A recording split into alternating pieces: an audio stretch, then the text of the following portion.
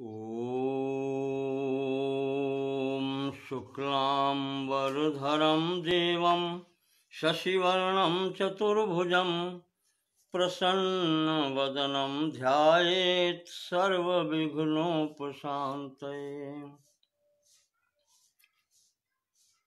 ॐ हरिः ओम।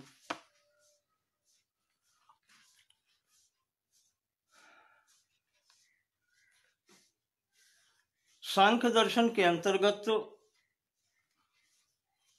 कल की बात को आगे बढ़ाते हुए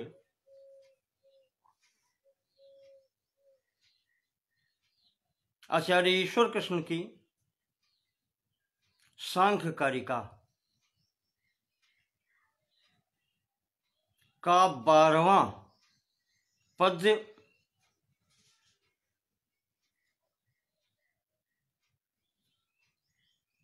प्रारंभ करते हैं, जो आर्या छंद में है। इस कारण से इनको आर्या भी कहते हैं। कल बात की थी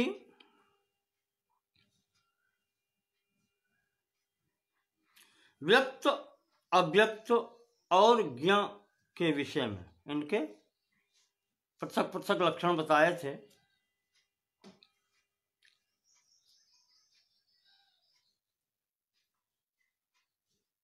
अब यहां पर आगे अव्यक्त प्रकृति की सिद्धि के लिए बात करते हैं आगे, क्योंकि लोगों की शंका ये है कि जो अतीन्द्रिय विषय है, प्रत्यक्ष नहीं है, जिनके लिए अनुमान का इसमें प्रावधान किया गया है,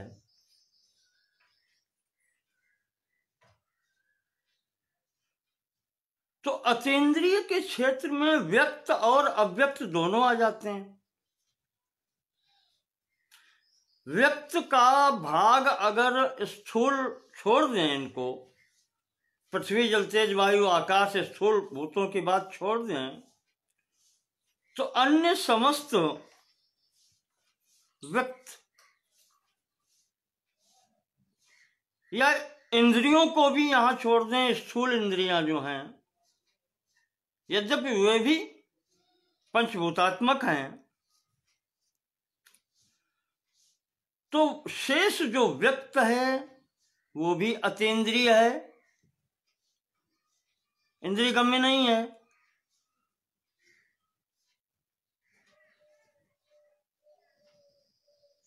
तो उस व्यक्त से भी पहले अव्यक्त मानने की क्या स्थिति है?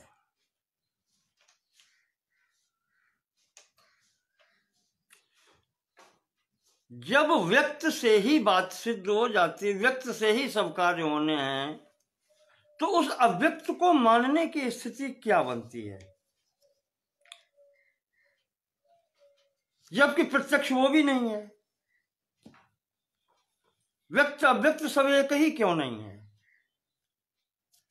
उस अव्यक्त की क्या जरूरत है? प्रधान प्रकृति की क्या जरूरत है? जब व्यक्त ही इंद्रिय गोचर नहीं होता है, अनुमान करना पड़ता है, तो उससे भी पीछे के अनुमान की क्या आवश्यकता है? तो उसमें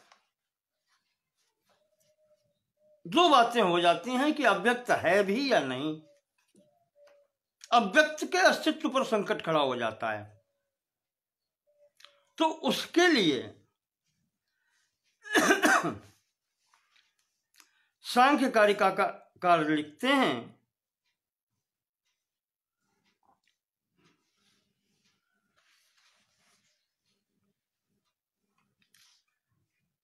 बारहवीं कारिका या आर्या।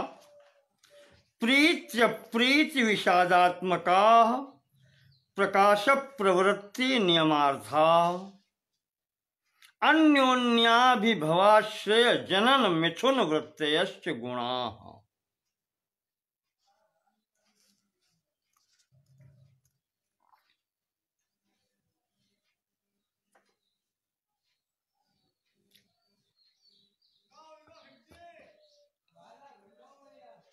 कारिकाकार कहते हैं कि अव्यक्त प्रकृति के अंदर जो गुण बताए गए हैं, सतोगुण, रजोगुण और तमोगुण, इनकी साम्यावस्था प्रधान प्रकृति है। तो कहते हैं कि इनका अस्तित्व है, साम्यावस्था में भी इनका अस्तित्व है। क्यों? इसलिए प्रीति अप्रीति विषादात्मकाः, ये तीनों गुण अलग अलग हैं। प्रीति सुख, अप्रीति दुख, और विषादात्मिका विषाद देने वाले यानी कि मोह उत्पन्न करने वाले। ये तीनों गुणों की स्थिति है।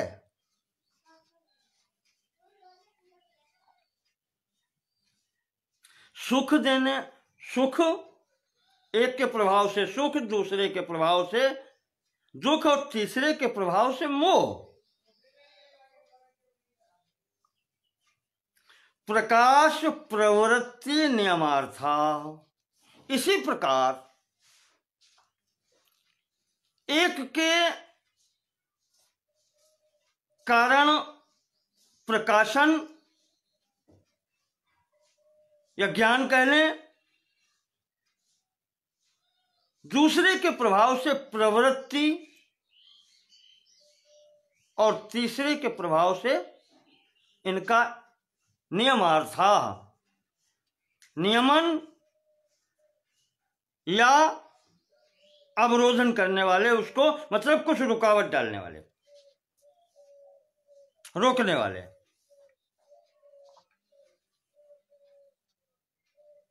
अन्योन्याभिभवा,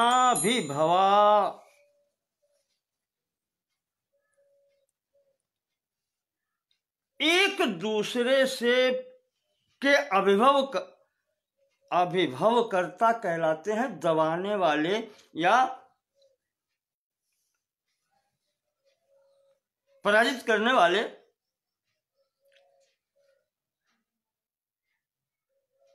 अभिभव भी है, दबाने वाले भी हैं, एक को दबा करके एक श्रेष्ठता दिखाने वाले, और आश्रय भी हैं। यानी आश्रय में, जो आश्रय में होता है वो सहायता भी करता है, सहायक भी हैं।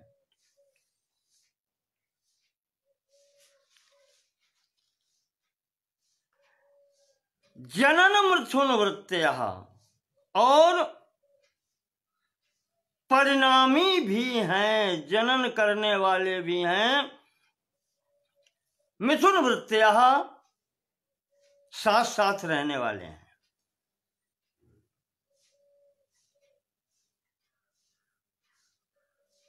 च गुणाः, ये तीनों गुण जो हैं, कौन कौन? सतोगुण, रजोगुण और तमोगुण, इनकी स्थिति बताते हैं। पहले इनकी सिद्धि करते हैं कि प्रीति अप्रीति विषादात्मकाः, सतोगुण प्रीति सुख देने वाला, रजोगुण अप्रीति दुख भी देने वाला, और तमोगुण विषादात्मिका मोह उत्पन्न करने वाला।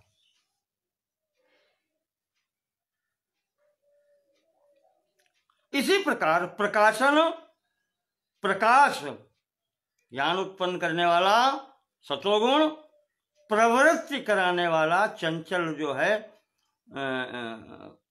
क्रियाशील करने वाला रजोगुण और नियमार्था मोह रूप, इसके तंद्रा आलस्य लाने वाला ये तमोगुण। ये गुणों की विशेषताएं हैं। अन्योन्य अभिभाष्य, ये एक दूसरे को अभिभव करके स्वयं आगे रहने के प्रयास में भी होते हैं। आश्रय, एक दूसरे के सहायक भी हैं। और जनन मिथुन वृत्तयः, अग्नि उत्पन्न करने के लिए भी, परिणामी उत्पन्न करने के लिए भी यह मिथुन वृत्तयः यानी साथ साथ रहने वाले होते हैं।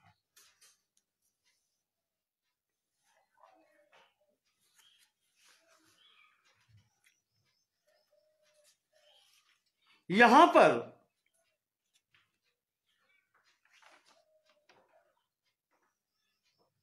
अब प्रकाश की सामर्थ्य सतोगुण में होती है, प्रवृत्ति की सामर्थ्य रजोगुण में होती है, और रोकने की सामर्थ्य, नियमार्था, नियमन करने की सामर्थ्य, रोकने की सामर्थ्य जो है वो तमोगुण में होती है। गौड़पाद जी ने ही जो नियमार्था आया है, तो अर्थः का प्रयोजन यहां पर इन्होंने सामर्थ्य किया है। इन तीनों की सामर्थ्य ये है।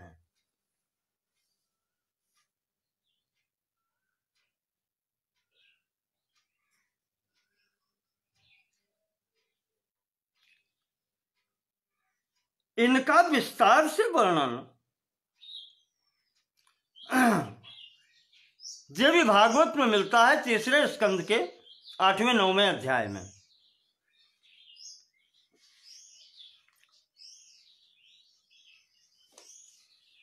जैसे आपको बताएं, देखें, ये लिखा है प्रीत अप्रीत वाला।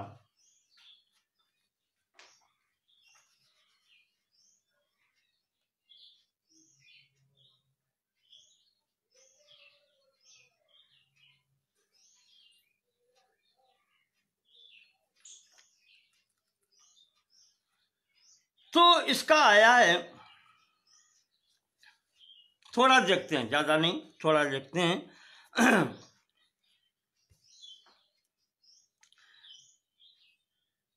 ये कहा गया है, एकम सत्वम न भवति रजश्चैकम तमस्तथा सदैवाश्रित्य वर्तन्ते गुणा मिथुन धर्मिणा। देवी भागवत के तीसरे स्कंद के 8वें अध्याय में श्लोक 42। एकम सत्वम न भवति, अकेला सत्व गुण नहीं होता, न रज होता है, न तमोगुण होता है। सदैव आश्रित्य वर्तन्ते, सदैव एक दूसरे के सहायक बन के ही रहते हैं। मिथुन धर्मिणः, जैसे स्त्री पुरुष रहते हैं। रजो बिना न सत्वम स्याद, रजः सत्वम बिना क्वचित।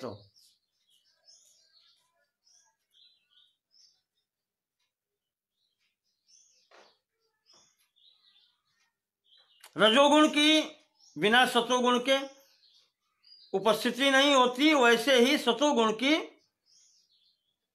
रजोगुण के बिना स्थिति नहीं होती। और तमो बिना न चैवैते वर्तन्ते पुरुषर्षभ, और इन दोनों की स्थिति तमोगुण के बिना भी नहीं होती।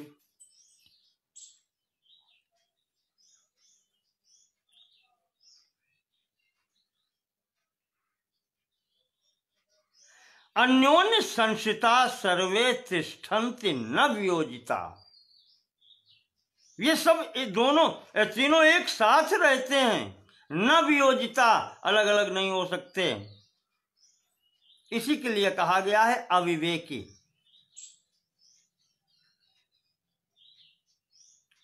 जिनका विवेचन न किया जा सके, जिनको अलग अलग न किया जा सके। पीछे आ चुका है ना आर्या में कि क्या है त्रिगुणम अविवेकी विषय। जहां भी त्रिगुण है वो अविवेकी है, अलग अलग नहीं हो सकते, एक साथ ही रहते हैं।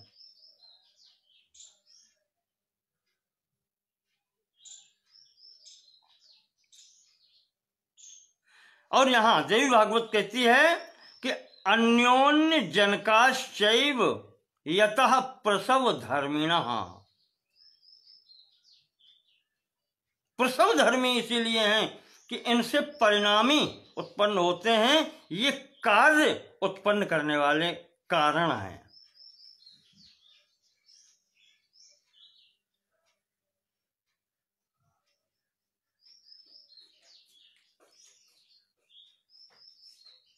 तो बुद्धिस्थास्ते गुणा कामान बोधयन्ति परस्परम, यही तीनों गुण प्रथम व्यक्त जो प्रकृति होती है, विकृति, मूल प्रकृति से विकृति, और व्यक्त प्रकृति का पहला तत्व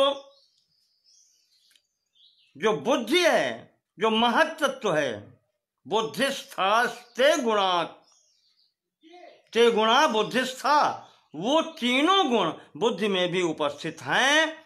कामान बोधयन्ति परस्परम, एक दूसरे को सांत्वना देने वाले, कहले कामान यानी कामनाओं को पूर्ति करने वाले। जैसे देवदत्त विष्णु मित्र यज्ञ दत्ता देवोदय था, जैसे तीन मित्र बताए गए हैं, तीनों एक साथ रहते हैं, देवदत्त विष्णु मित्र यज्ञ दत्त आदि तीनों मित्र एक साथ रहते हैं।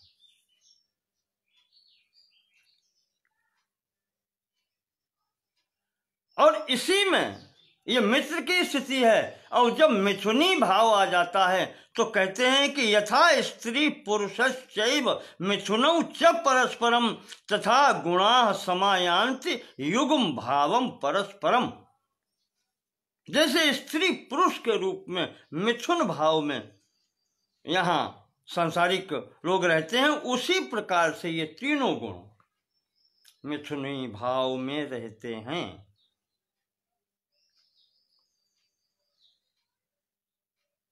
रजसो मिथुने सत्वम, सत्वस्य मिथुने रजः, उभे ते सत्वरसी तमसो मिथुने विदुः।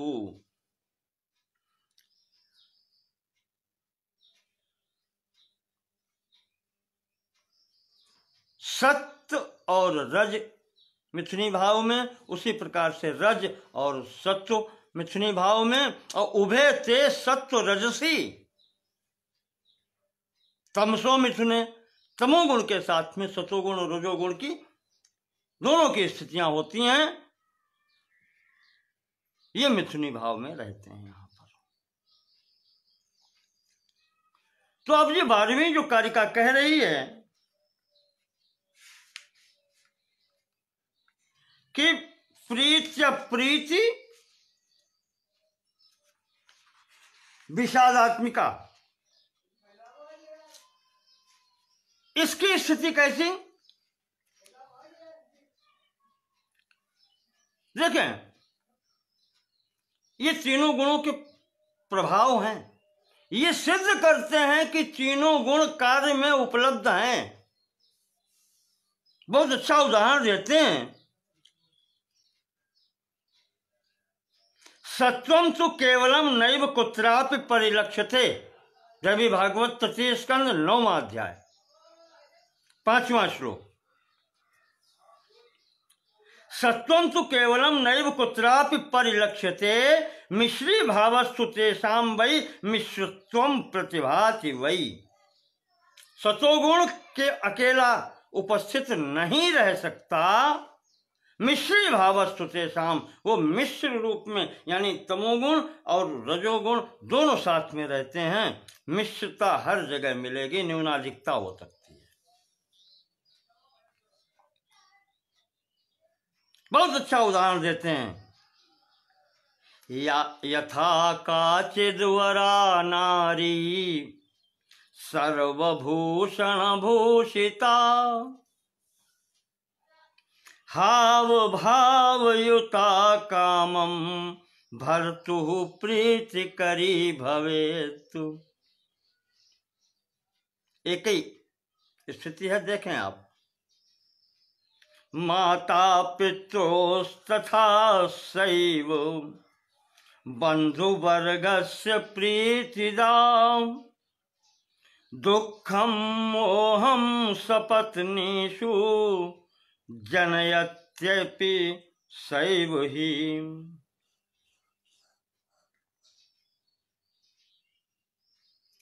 एक स्त्री है, नववधू है, यथा काचिद वरा नारी सर्वभूषण भूषिता, संपूर्ण आभूषणों से भूषित हो,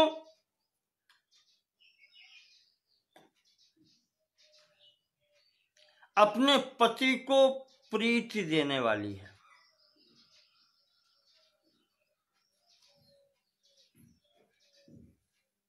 अपने माता पिता को प्रीति देने वाली है, सुख देने वाली है। वस्तु एक ही है ना, वस्तु कह लें या व्यक्ति कह लें।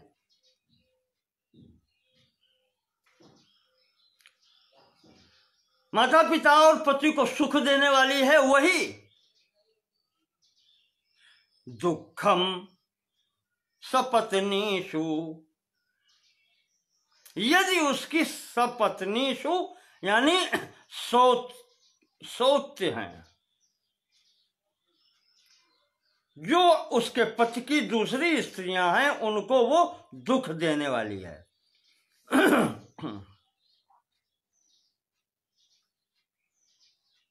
ठीक है, सपत्नी सौत कही जाती है यहां पर। तो अपने पति की ही दूसरी स्त्रियों को वो वरा नारी दुख देने वाली है। और मोह किनको उत्पन्न करती है? जिनको वो अप्राप्य है, अन्य व्यक्तियों को वो मोह देने वाली है।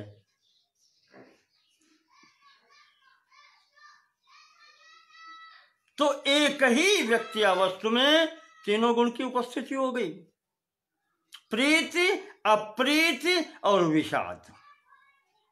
कहा इसी प्रकार से प्रत्येक स्थान पर इसकी स्थिति है।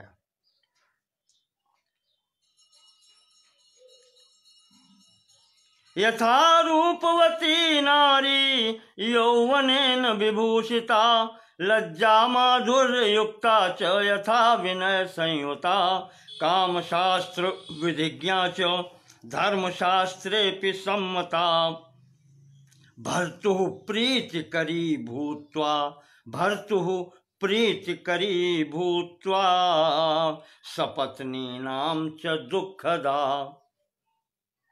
पति को प्रीति देने वाली और सपत्नियों को दुःखदा।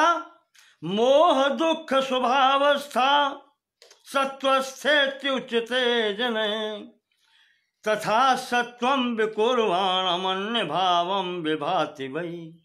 इस प्रकार से स्थितियां बनती हैं। जैसे और उदाहरण देते हैं, चौरैरुपद्रुतानां ही साधूनां सुखदा भवेत्।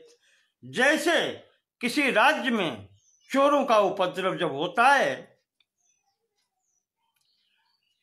तो राजा जब उनका नियमन करता है तो साधूनां सुखदा भवेत्, सज्जन पुरुषों को उससे सुख होता है। और जो चोर आज हैं उनका काम बंद हो जाने से उन्हें दुख होता है। और उनको ही देख करके जो अन्य व्यक्ति हैं उनमें से कोई तो सेना की बुराई करते हैं, राजा की बुराई करते हैं। ये मोह देने वाली स्थिति हो जाती है कि वो निर्णय ही नहीं कर पाते कि अच्छा है कि बुरा है।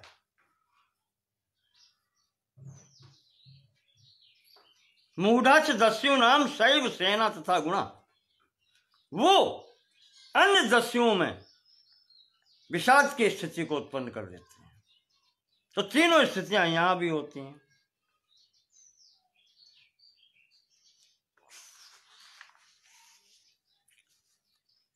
इस प्रकार से ये कहा इन्होंने यहां पर 12वीं कारिका में कि तीनों एक साथ रहते हैं और उनके लक्षण इस प्रकार हैं: प्रीति अप्रीति विषादात्मका प्रकाश प्रवृत्ति नियमार्था अन्योन्याभिभवाश्रय जनन मिथुन वृत्तेश्च गुणा। प्रकाशक भी हैं, प्रवृत्त करने, रजोगुण प्रवृत्त करने वाला है, सक्रिय करने वाला है, और तमोगुण नियामक है, अवरोधक है, और सतोगुण प्रकाशक है, ज्ञान प्राप्त कराने वाला है। एक दूसरे को अभिभव करके विषमावस्था में ही वो होती है सृष्टि, व्यक्त होते हैं जब, तब विषम स्थिति होती है। तीनों गुणों की जो साम्यावस्था है वो मूल प्रकृति है, विषम स्थिति होने में ही ये व्यक्त होते हैं। तो इस कारण से कहते हैं कि मूल प्रकृति इनका कारण होने से उसकी स्थिति है, इसलिए ये दे रहे हैं। इसके बाद में अगली आर्या आती है 13वीं। सत्वं लघु प्रकाशकम इष्टम उपस्तंभकम चलम च रजः। सत्वं लघु प्रकाशकम इष्टम उपस्तंभकम चलन च रजः। गुरु वर्णकमेव तमः प्रदीपवच्चार्थतो वृत्ति। अब इनका अलग अलग बताते हैं हम। जब सतोगुण की अधिकता होती है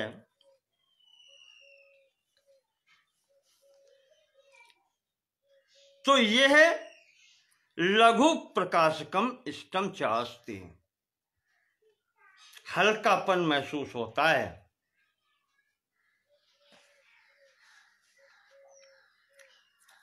प्रकाशकम प्रकाशक ज्ञान स्वरूप,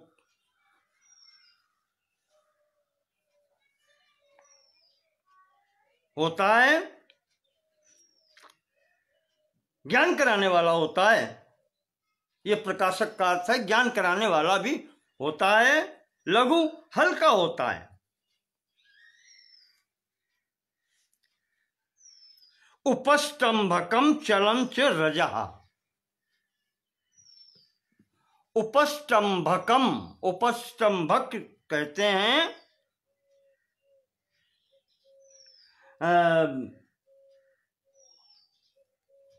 प्रवृत्ति कराने वाला, प्रवर्तक।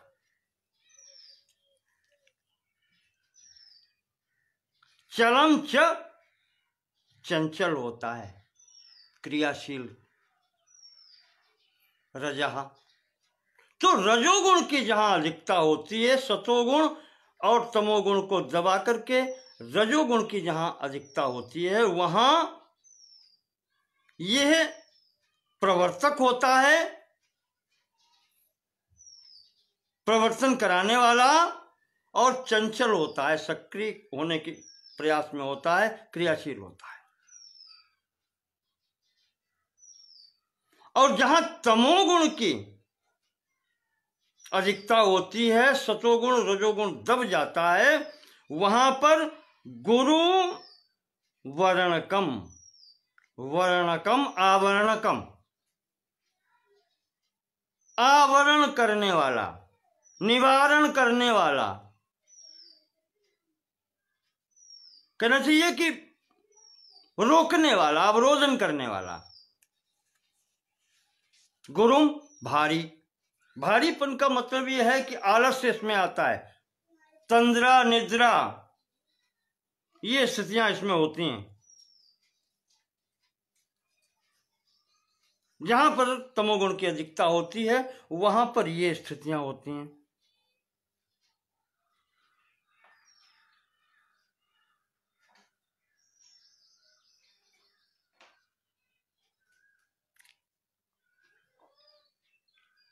पिछली वाली 12वीं कारिका में उन्होंने नाम नहीं दिया था। ईश्वर कृष्ण जी ने तीनों गुणों का नाम नहीं लिया, केवल गुणों का बता दिया कि ये कैसे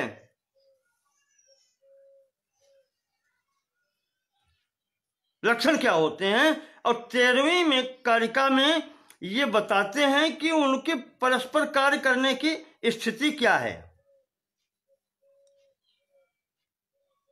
तो यहां पर उसका वर्णन किया गया है कि कार्य करने की स्थिति यह है कि जब सतोगुण की अधिकता होती है तब हल्कापन महसूस होता है, शांति मिलती है, ज्ञान कराने वाला प्रकाशक गुण होता है। जब रजोगुण की अधिकता होती है तो प्रवृत्ति कार्य में, किसी कार्य में प्रवृत्ति कराने की स्थिति बनती है, क्रियाशीलता आती है। और इसी प्रकार से तमोगुण की जब स्थिति होती है तो भारीपन या अवरोधन आ जाता है कार्यों के अंदर, वो उस स्थिति में रहते हैं। अंतिम में कहते हैं कि इतना होते हुए भी तीनों के ये गुण हैं, परस्पर विपरीत और वैसे दिखाई पड़ रहे हैं, पर फिर भी प्रदीप वच्चार्थतो वृत्ति ही,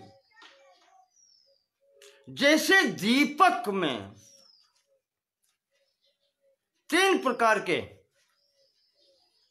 वस्तुएं होती हैं, तीनों अलग अलग। कौन सी? अग्नि और उसकी वर्तिका यानी बत्ती, और स्नेह यानी तेल। तीनों बिल्कुल एक दूसरे के विपरीत हैं, अग्नि, वर्तिका और तेल।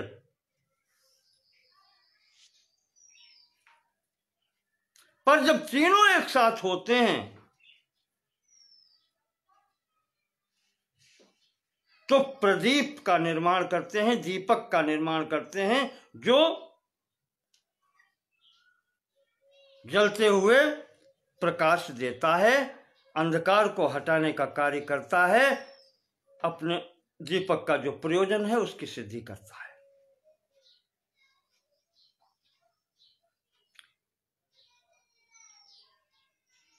इसी को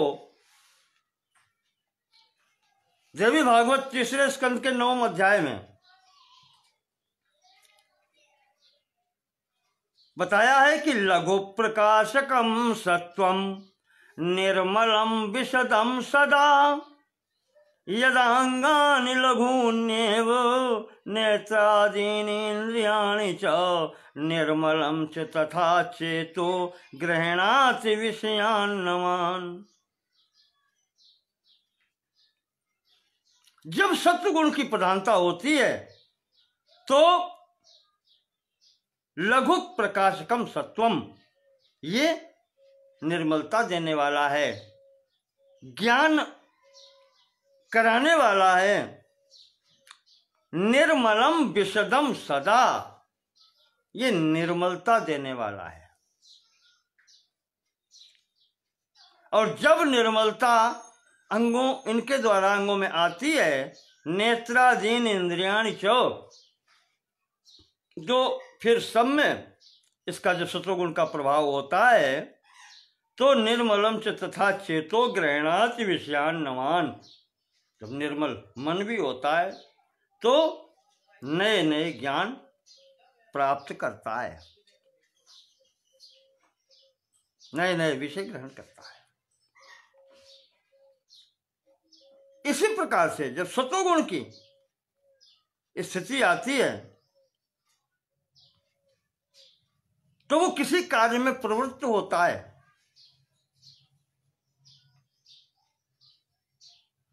और जब तमोगुण की स्थिति होती है, गुरुम आवरणम कामम तमो भवत इत्यादि यथा, गुरुता आती है, आलस आता है,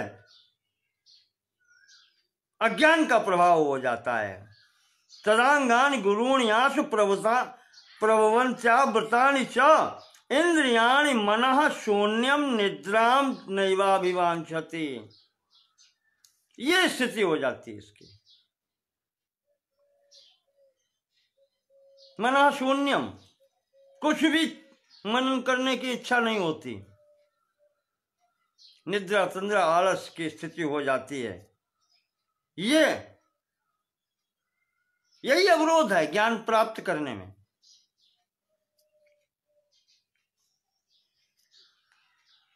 और आगे उसी में कहते हैं कि प्रदीपस्य यथा कार्यम प्रकरोत्यर्थ दर्शनम, जैसे दीपक में उसका प्रयोजन, दीपक का प्रयोजन सिद्ध करने के लिए वर्तिस्तैलम यथार्चिष्य विरुद्धास्य परस्परम, वर्ती यानी वर्तिका उसकी बत्ती, तैलम तेल, यथार्चिष्य अग्नि, ये विरुद्धास्य परस्परम, एक दूसरे के विरुद्ध होने पर भी जब तीनों एक साथ होते हैं तो दीपक के प्रयोजन की सिद्धि हो जाती है। जब दीपक प्रज्वलित होता है तो अंधकार नष्ट हो जाता है।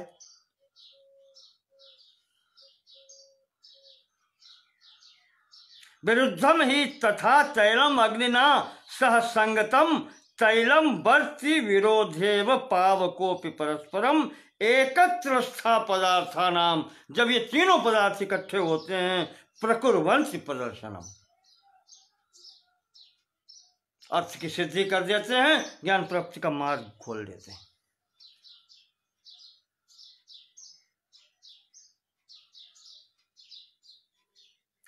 इस प्रकार से इसका विशद वर्णन देवी भागवत में भी आया है।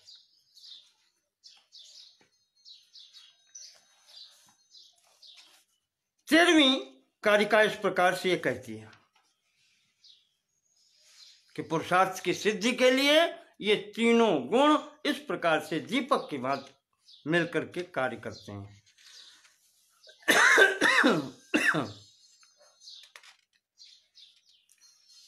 अब अगली कारिका जो है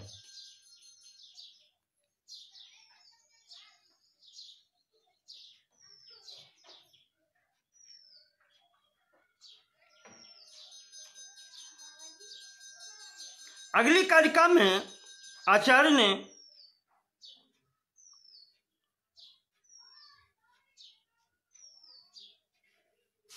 ये प्रयास किया है, बात चल रही है कि अव्यक्त प्रकृति की सिद्धि के लिए। मैंने कहा ना कि जो लोगों ने कहा कि जब उसे आप अतीन्द्रिय कह देते हैं तो अव्यक्त की क्या आवश्यकता है, वो व्यक्त भी तो अतीन्द्रिय है। तो आचार्य बताते हैं कि व्यक्त तो कार्य है, इसका भी कारण जो अव्यक्त प्रकृति है उसकी स्थिति है, उसी को सिद्ध करने के लिए ये सब दिया जा रहा है।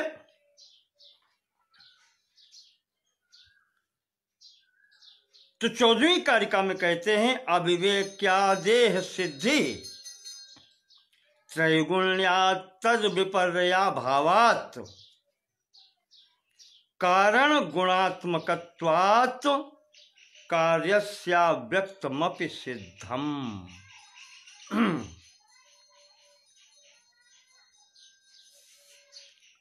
ये कहते हैं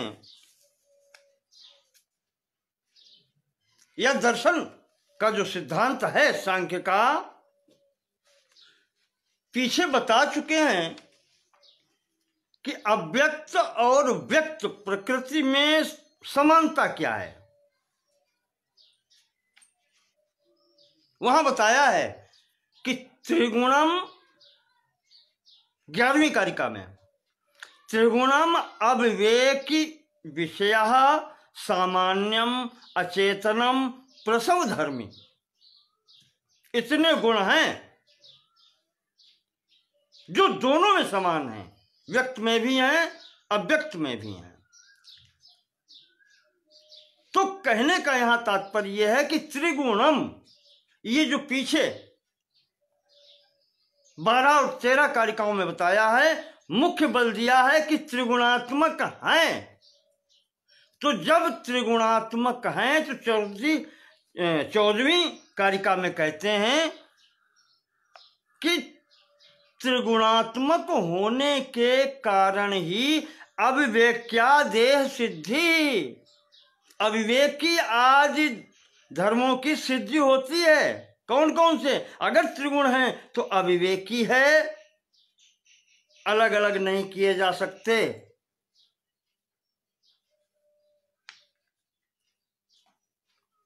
पृथक नहीं किए जा सकते। विषय स्वरूप में है, उनकी उपस्थिति है, सामान्य सबको समानता से उपलब्ध है। अचेतन जड़ और प्रसव धर्मी परिणामी हैं। ये अन्य कार्य भी उत्पन्न करते हैं, ये गुण होते हैं। तो 14वीं कारिका में वही कहते हैं कि अविवेक्या देह सिद्धि।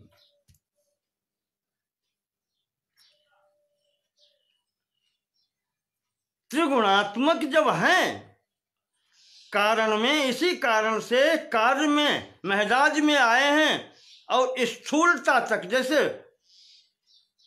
ऐसा काचित वरा नारी करके संबोधन किया है। वरा नारी भौतिक पदार्थ है, भौतिक व्यक्ति है, पदार्थ जो भी कहें उसको, विषय है, और उसके अंदर वो तीनों गुण विद्यमान हैं, उसके लक्षण विद्यमान हैं। तो ये सिद्ध करते हैं कि ये कहां से आए हैं। कार्य का होना ये सिद्ध करता है कि कोई कारण है इनका। अविवेक्यादेह सिद्धि, ये अलग नहीं किए जा सकते, ये सिद्ध करती है कि ये हैं। त्रैगुण्या तत् विपर्या भावात, इनके विपर्य का अभाव है। विपर्य कहते हैं उल्टा, विपरीत। अविवेकी का विपर्य क्या है? विवेकी, यानी अलग अलग किए जा सकते हैं, पृथक पृथक ज्ञान प्राप्त किया जा सकता है, या पृथक पृथक किए जा सकते हैं, पर ये अविवेकी है। इनका विपर्य है, विपरीत है, विवेकी, अलग अलग किए जा सकते हैं। लिखते हैं अब तद विपर्या भावात, उनके विपर्य का अभाव है, अर्थात विवेकी नहीं है। तीनों गुणों में विवेकत्व नहीं है, ये अलग अलग नहीं किए जा सकते। कारण गुणात्मकत्वात्, इसीलिए इन गुणों की सत्ता अव्यक्त में सिद्ध हो रही है। क्यों? व्यक्त महादाज जो हैं वो तो कार्य हैं, उनमें उपस्थिति अगर है इन तीनों गुणों की, तो ये सिद्ध करता है कि इनकी सत्ता है पहले से। सत्कार्यवाद के अनुसार अगर कारण में सत्ता नहीं है तो कार्य उत्पन्न ही नहीं हो सकता। कार्य की सत्ता कारण में है, तो जब ये इधर हैं, कार्य में हैं गुण, तो उनकी सत्ता कारण में है।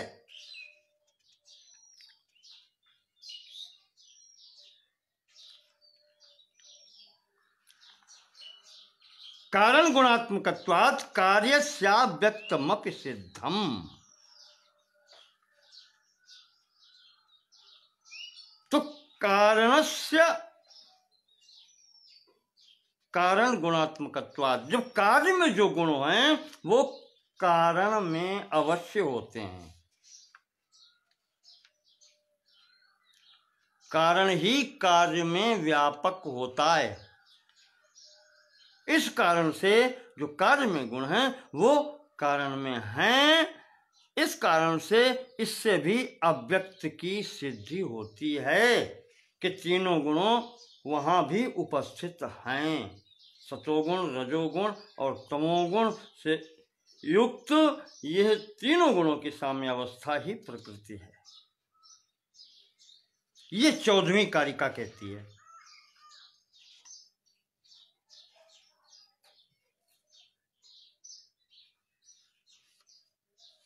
अतीन्द्रिय हैं, पर यही अनुमान से, यही तो अनुमान लगता है, यहां से ही सिद्धि होती है इसकी।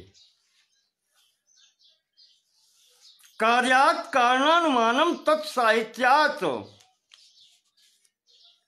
अव्यक्तम त्रिगुणात् लिंगात्। सांख्य सूत्र प्रथम अध्याय के 135-36 सूत्र ये कहते हैं कि कार्य से कारण का अनुमान होता है। जहां जहां कार्य होता है वहां कारण भी होता है। यह अन्वय व्याप्ति है कि जहां कार्य होता है वहां कारण अवश्य होता है। और व्यतिरेक करें अगर, इसका अन्वय व्यतिरेक कहा जाता है कि प्रत्येक कार्य का कारण होता है।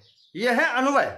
जहां जहां कार्य होता है वो उसका कारण अवश्य होता है।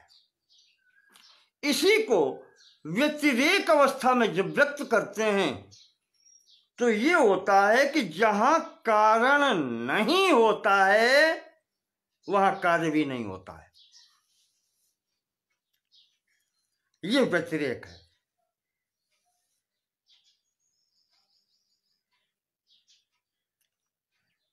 और इसकी जो प्रथम अन्वय स्थिति जो होता है कि जहां कार्य होता है वहां कारण अवश्य होता है, यही न्याय दर्शन के अंतर्गत सामान्य तो दृष्ट अनुमान कहलाता है कि जहां धुआं है वहां अग्नि है। कार्य है तो कारण की उपस्थिति है। यही सामान्य तो दृष्ट अनुमान होता है। तो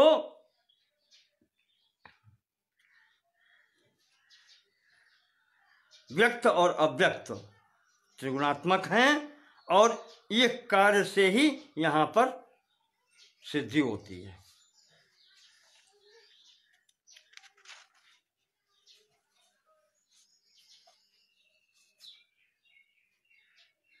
अगली कारिका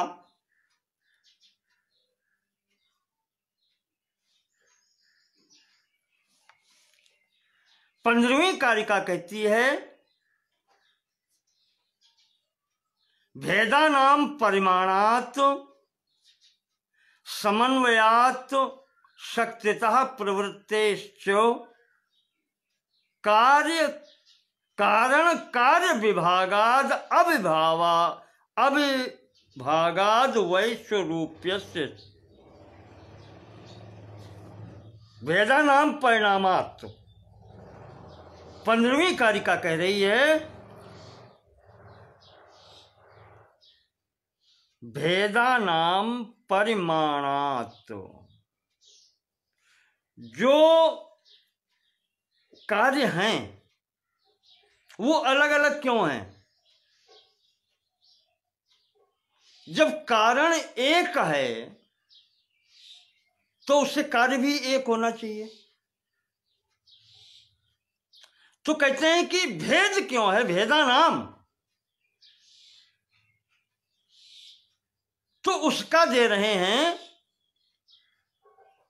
कि जैसे महत्त्व है, जब गुणों में वैषम्यता होती है, साम्य अवस्था में तो मूल प्रकृति है, वैषम्यता जब होती है तो परिमाण में, परिणाम नहीं परिमाण,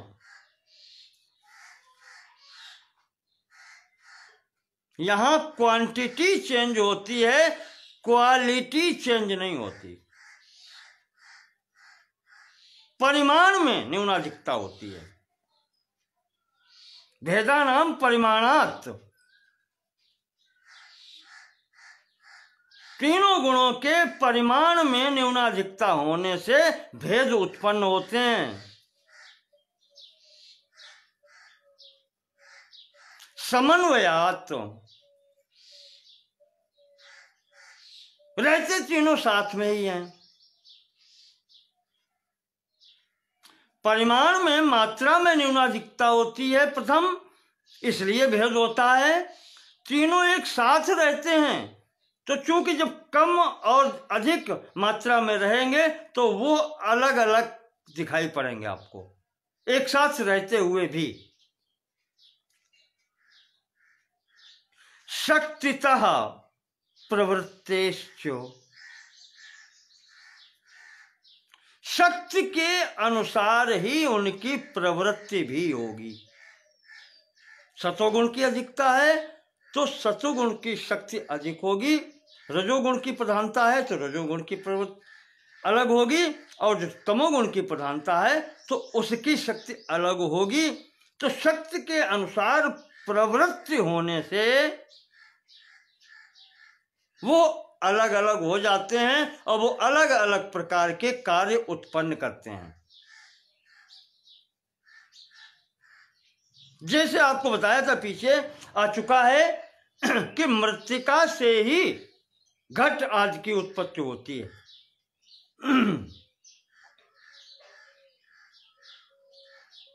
अब उसमें घट के रूप, घट बना लो, गिलास बना लो, कोई भी पात्र बना लो, पात्र बनाने की क्षमता, शक्ति जो है वो मृत्तिका में है।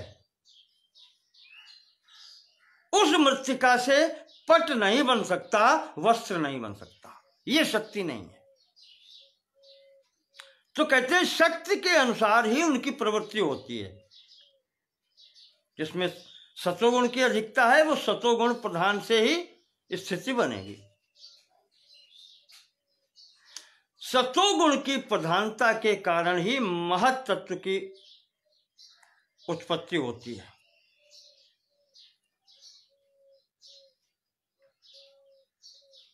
इसमें रजोगुण भी होता है, तमोगुण भी होता है, पर दबे हुए सतोगुण की अधिकता से लघु प्रकाश कम है, इसीलिए वो ज्ञान उत्पन्न कराने वाला है, ज्ञान दिलाने वाला है।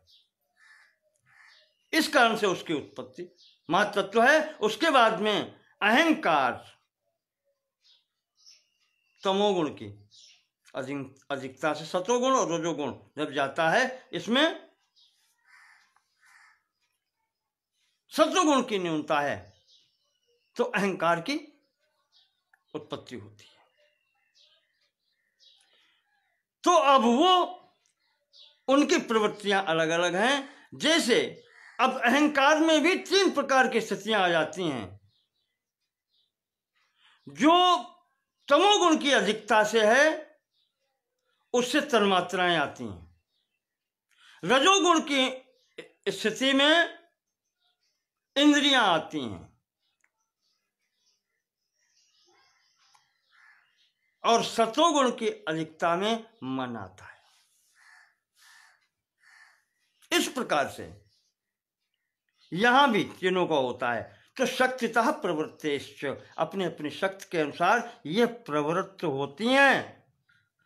कारण कार्य विभागात्, कारण और कार्य में भेद भी होता है।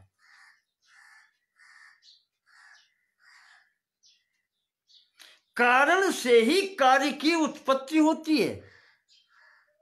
इस प्रकार से मिट्टी और घड़े में भेद भी है, रूप में भी भेद है। कारण कार्य विभागात्,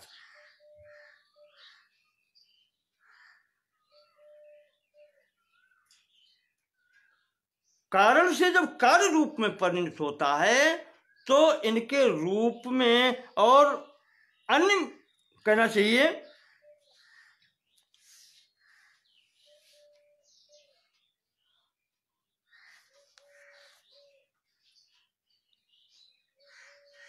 विभाग, इसलिए कि कारण मिट्टी है, कार्य घड़ा है, तो इसका विपरीत नहीं हो सकता। घड़ा कार्य से कारण नहीं हो सकता और मृत्तिका कारण से कार्य नहीं हो सकती। यानी मिट्टी से घड़ा बन सकता है, घड़े से मिट्टी नहीं बन सकती। तो ये विभाग है, दोनों अलग अलग हैं। और फिर अविभागाद अलग नहीं भी हैं तत्व रूप से देखें तो।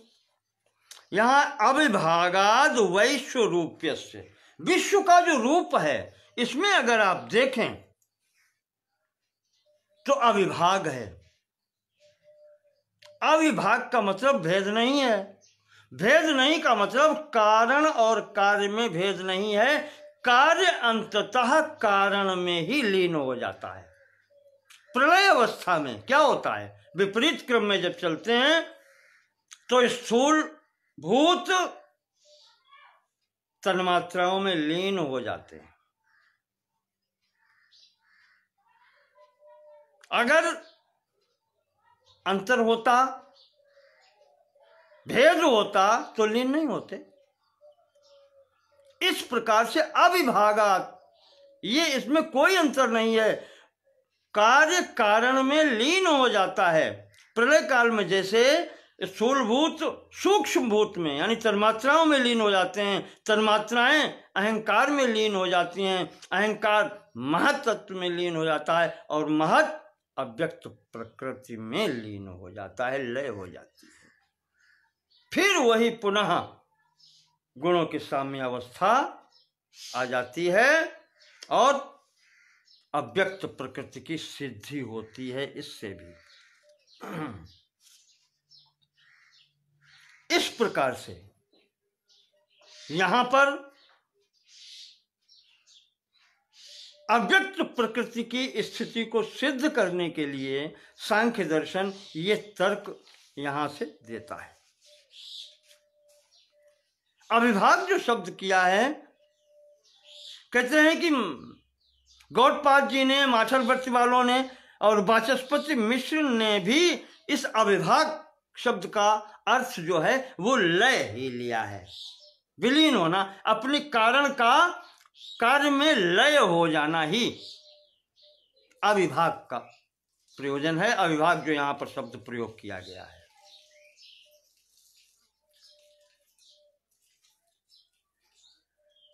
पर जयमंगला टीकाकार जो हैं आचार्य शंकर, ये आदि गुरु शंकराचार्य नहीं, ये दूसरे हैं आचार्य शंकर, उन्होंने इसका अर्थ लिया है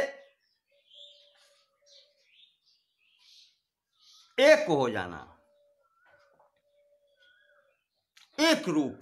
तो बात तो वही है, एक रूपता हो जाना, या कहने के लिए शब्द भेद है। जयमंगला टीकाकार कहते हैं कि वो एक रूप हो जाता है, कार्य कारण के साथ में एक रूप हो जाता है। अविभाग का अर्थ ये है। और कहते, और ये आपके गौड़पाद जी और इन्होंने वाचस्पति मिश्र आदि ने इन्होंने कहा लय हो जाना, लय हो जाना। समुद्र के जल में अगर जल मिलाएंगे तो दोनों स्थितियां, चाहे एकाकार कह लो या लय हो जाना कह लो, इस प्रकार से यहां पर सिद्धि की गई है कि अव्यक्त प्रकृति की स्थिति है। आज का यहीं पर रोकते हैं और अगली 16वीं कारिका फिर कल लेंगे। 15वीं कारिका तक यहाँ पर पूर्ण होता है। धन्यवाद।